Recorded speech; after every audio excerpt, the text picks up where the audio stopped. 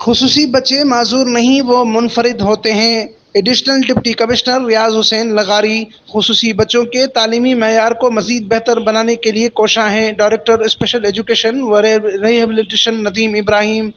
Additional deputy commissioner 1 ریاض حسین لغاری نے کہا کہ خصوصی بچوں کو بھی معاشرے کا کارآمد شہری بنانے کے لیے محکمہ اسپیشل ایجوکیشن و ریہیبلیٹیشن سمیت ہر ذی شعور فرد کو اپنا بھرپور کردار ادا کرنا چاہیے تاکہ خصوصی بچے اپنے پاؤں پر کھڑے ہونے کے ساتھ ساتھ ملک و قوم کا بھی نام روشن کر سکیں۔ ان خیالات کا اظہار انہوں نے پولی ٹیکنیکل انسٹی ٹیوٹ مکلی میں خصوصی طلباء و طالبات کے سالانہ امتحانی نتائج کے اعلان اور تقسیم انعامات کی تقریب سے خطاب کرتے ہوئے کیا۔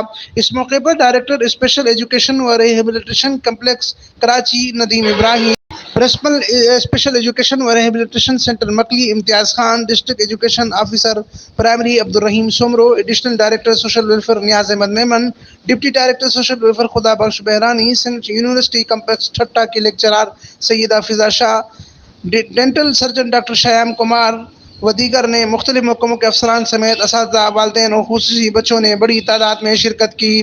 تقریب سے خطاب کرتے ہوئے ایڈیشنل ڈپٹی کمشنر ریاض حسین لغاری نے کہا کہ خصوصی بچے معذور نہیں، وہ منفرد ہیں جنہیں قدرت نے بہت ساری صلاحیتوں سے نوازا ہے۔